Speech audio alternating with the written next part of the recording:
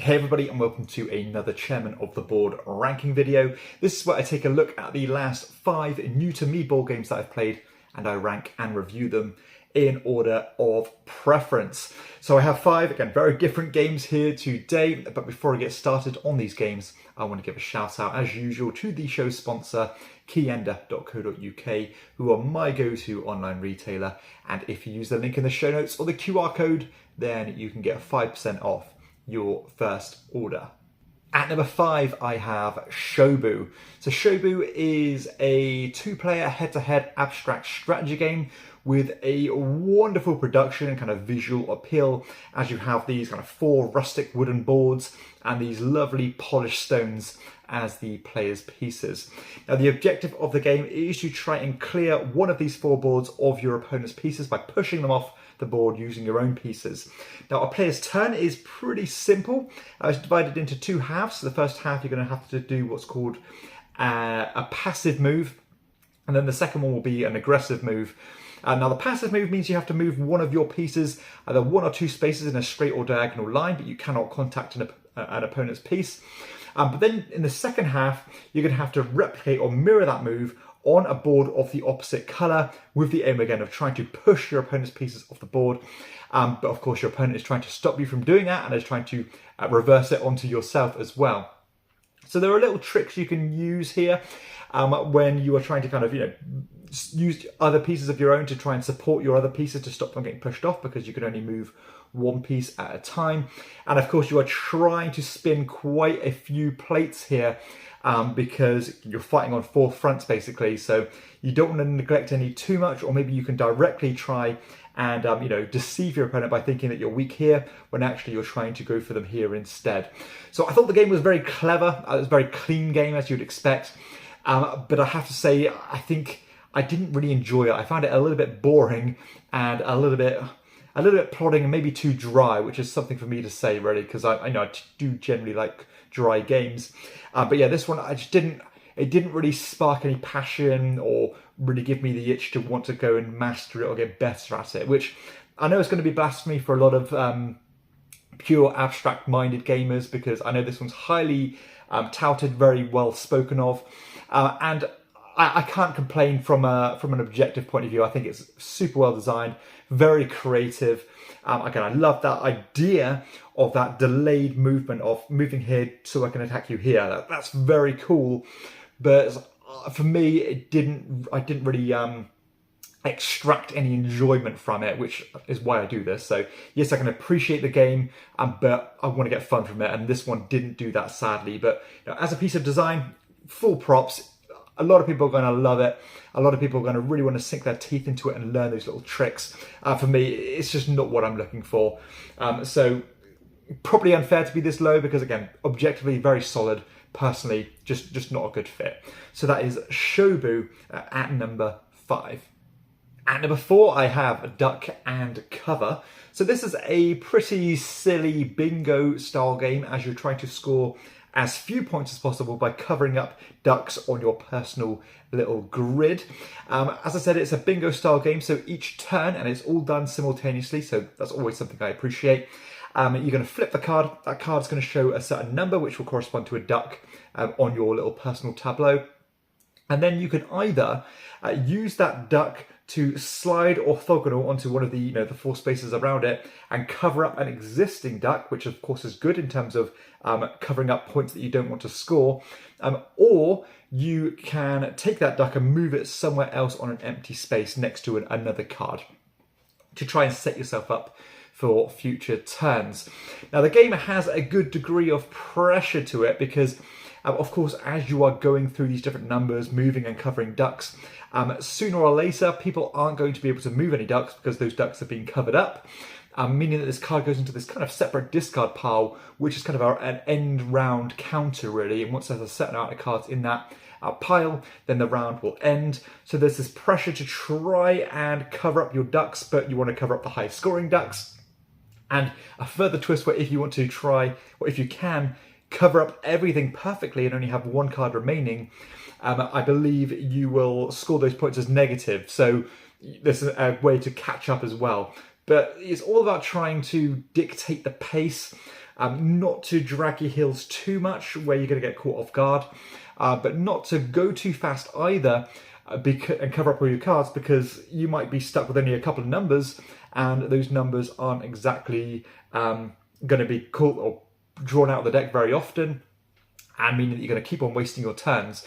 So there's a degree of card counting here you can do as well, where you think, the 2 4s have already come out, so maybe next time I draw a 9, I'll use that 9 to cover the 4, then I can forget about the 4 and I can keep taking my turns. But again, I like the way that the end of the round is dictated and determined by the other players. So you're always kind of keeping an eye on other people's little displays so that you're keeping nose to nose with them and you're not going to get hit by a massive amount of points at the end of the round. So again, very simple stuff. I'm not sure if there is a hidden strategy here. I'm not sure if I found it yet. It is a bit of a veneer, really, definitely skin deep in terms of its complexities and tactics and strategies, but it feels unique, it feels fun, and to be honest, I like the game, but everyone I've played it with seems to have liked it more than I have, which is quite interesting, really. So maybe I'm not missing something, but maybe I'm underselling it by trying to look for that depth rather than just enjoying the process and hoping not to get shafted with a bunch of points. But lovely looking game as well. I have to say the artwork on these cards is fantastic. Every single deck has a different theme to it, where you've got these little rubber ducks with like fantasy armor on or from history and so on. Really well designed, and full props for that as well. So if you want a quirky little filler, one with limited brain capacity needed, Duck and Cover might be a good option for you, especially if you have higher player counts, because I think the base game alone tailors up to like 6 players or so. So that is Duck and Cover at number 4. At number 3, I have Hey, That's My Fish. So this is a classic abstract strategy game, as you are using these penguins to maneuver around this big map of these hex tiles. Each of these hex tiles has a different number of fish on them, and on your turn you can move one of your penguins as far as you want in a straight line, landing on the next tile, and the tile you've just moved off is going to get removed from the board, put into your score pile, and of course the tiles with the more fish on them are worth more points, essentially. But it's all about trying to maneuver around, keeping yourself in the game, because of course more tiles are taken, the more voids are left on the map, meaning that the board becomes fragmented, our players become trapped on different smaller islands and so on. So there's kind of several things you're considering here, not only getting the best fish, but what's going to suit you long term. Are you going to stay in the game longer if you go to this area instead of that area? Preventing your opponent from moving, trying to force them onto tiny little islands so that they are, they're out of the game essentially, and so on. So very simple stuff, but I do like how boiled down this game is into that one core mechanism, really. But everything has a cost here. Every move is important. The game scales remarkably well because you always play on the same sized grid. But if you're playing with fewer players, you simply use more penguins per player. So the board is equally populated and busy. And with a game like this, you want that board to be busy and every turn to be important. It's only about 15 minutes to play, which I think is right on the money. And my only kind of small nitpick about the game is that it's a little bit annoying to set up, because you are putting several rows of these little hex tiles out there, which can sometimes take as long as playing the game. But still, gameplay, sharp as a tack. And I have played a lot of these abstract style games as you're maneuvering around grids and different movements and different patterns and so on, picking up cards and tiles as you go. This one I think is the cleanest and best version by far that I've played. Again, doesn't do anything that it shouldn't do, doesn't add on any silly rules or unnecessary rules, and it just stays true to what it is. So this is an evergreen, no doubt it's an evergreen, and I'm looking forward to playing it more at the different player counts. And it's just a tactical, fun game that never really outstays its welcome. And even if you don't really like abstract games, this might be an exception to the rule because it's fun. The fun factor is really high with Hey, That's My Fish. At number 2, I have For the Emperor. So this is almost a micro card game in a very small box, very few components, and it's a tug of war style game as you're competing for these different kind of zones, I suppose, by playing cards. Now each player has an identical deck of cards, but at any time I think you only have 3 in your hand to play with, so you are having to act somewhat tactically to the cards available to you. Now, the information on this cards comes in two different ways, really. So you've got the strength value, which is going to be your influence of these particular zones, but each card also has a unique power. And as you'd expect, normally the higher strength cards come with weaker powers, and maybe the lower valued or strength cards will come with a bit more of a manipulation skill and how to change things around into your favour when it comes to the current board state. So gameplay wise, or the actual mechanisms wise, you're just simply playing cards and moving on to the next thing. But there are several things to consider here. Not only exploiting the abilities of these cards, but also each of these different zones you're fighting over has a capacity on how many cards can be played there. And that concerns both of the players. And if I haven't mentioned so far, this is a 2-player head-to-head game. Because some zones might say you can play 4 cards here, but that could be 4 of my cards and none of yours. It could be 2 each, it could be 3 of mine and 1 of yours, and so on. But the capacity of each of these zones is actually determined as the game goes on. So for example, the first zone to hit 4 cards will become the 4-card zone, and then it'll be like the 3 cards, and then there's like a couple of 2 cards and a few 1 cards as well. So you don't actually know what the most competitive regions are until maybe later in the game, but there are certain cards that can determine that earlier. And some of these abilities on these cards is really fascinating. It might say, well, add the capacity volume of this particular zone to your strength, or maybe it will let you pick cards back up that you've already played and swap it with another one, and so on. So again, lots of little tricks and a little guile you need to use here, a bit of skullduggery, and it's just very refined, and it just seems to me like it's almost been like perfectly tweaked with what all these abilities can do. With a lot of these games, one thing that normally concerns me is if there's too much of an information dump on those cards, where you just kind of, it feels like a bit of a chore using the powers on them. These ones are all very simple to resolve and easy to understand and grok and how to use them and exploit them. And just, they're all just one-liners, so you can very quickly see what this card does. And before you know it, even within a couple of games, you will have a good understanding of what your opponent can do and what cards they have or haven't used, because you only get like 10 cards each, which is next to nothing. So this one, very impressive. I wasn't sure what to expect with it. I think if you like games like Hanamikoji, you're going to really like this one. And even if you like games like Air, Land and Sea, a little bit of Love Letter, this one just kind of draws little things from all these different games and puts it in this lovely little package. And I have to say, I was thoroughly impressed, and I can see this one climbing. I'm not sure if the strategy is super deep, but for a 10 to 15 minute game with some good little tricks, the way that the cards are bled into your hand and how to use them to the best of their ability, you can't always go into this game with the same plan because different cards are going to be available to you. I think all of that works in its favour, and it's just beautifully executed. And this is definitely going to be a contender for surprise of the year for me. And I think this one's going to be quality enough of a design that it's going to get a slow momentum and people are going to really start appreciating it. So I know there's a lot of fans out there of these little tug-of-war 2-player games. This one is a super strong example of that, and hopefully I've kind of spread the word a bit and can maybe put it on your radar to give it a try yourself. It's small, it's affordable, and the gameplay is high quality. So that is For the Emperor, a well-deserved number 2. And finally, at number 1, I have Butterfly Garden by Rainer Knizia. Now, this is a reprinting, I believe a carbon copy of the original Indigo.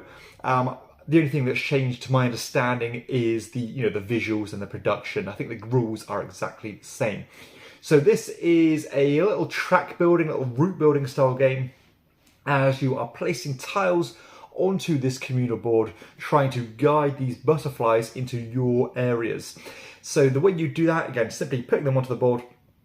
If you place your tile next to where a butterfly is, then the butterfly will continue the track and go onto your tile essentially. So think of something like Zero. This game works almost in the exact same way, but there's a bit more going on in the way that the scoring works, because in this one you're not just simply trying to last the longest, you are trying to guide those butterflies to your zones by building those tracks. And of course some tracks are going to bleed into others and go on diversions and go different sides of the boards and so on. I like the way this game is paced because all of the different butterflies come in different colours and are worth different points. The ones on the edges of the board are generally easier to manipulate into your zones, but are only worth, say, a point each. And all the butterflies in the middle are worth, say, 2 points each, apart from the final one, which is worth 3 points. And by the time that final butterfly comes out, there are so many networks that everyone's just trying to stall or try and redirect certain pathways so that they come to your scoring zones. Now, a cool twist on this game is that each of the scoring areas at the edges of the board can actually accommodate more than one player. So if you're playing with, I think, 3 or 4 players, each zone will actually have 2 players kind of scoring towards it. So sometimes you will help others by trying to help yourself, and you have to factor in who's got the most butterflies here. If a certain player is doing really well and you're sharing a zone with them, you might still want to try and stop them from getting them and divert it to your other scoring zone instead. Yes, it will help another player, but it means you're making up that ground. Very clear kind of victory and end game scoring here. Just scoring the butterflies, and of course the game will end once that final butterfly has been taken, which will go hand in hand with the tile count. So very punchy game. It's tactical, but you can try and set up some foundations to, force players to play certain tiles, which will end up in your zones anyway. So you can build up a bit of a network. But of course, at the same time, you can be creative and try and do these big diversions to try and send these butterflies off to the other side of the board. So again, pretty crazy stuff, but it's a lot of fun. It's very charming. And I have always been looking for a game of this mechanism for me. I've had moderate success with the aforementioned Zero, which again I enjoy, but I thought it was a little bit too tactical, and I thought the games felt a little bit too throwaway. Didn't really feel like you could sink your teeth into them. And also a game called Twisty Tracks, which I really liked, but it was a little bit too multiplayer solitaire. This one, I think, takes the best parts of both of those and makes Butterfly Garden. So again, I like the way that it's all a shared board. I like the scoring conditions, and I just like the way the game feels and looks, and it just plays in a really nice way. So this one, again, it almost feels like an evergreen. I can't really see myself parting with this one. Maybe I could be lying on that, I'm not sure. It's very light, almost feather light, really. But there's something about it, and it's a game that I want to pull off my shelves and play, because I just enjoy the process and just seeing how these paths build and watching those butterflies fly around the board. So that is Butterfly Garden, another great Knizia game. What can I say? He just seems to strike that perfect balance for me. A well-deserved #1. So there we have it. That concludes another ranking video. Hopefully you've enjoyed it. If you have, please be sure to hit like and subscribe to the channel, and check out my other content too. But for everybody else, I'll see you next time on Chairman of the Board. Bye bye.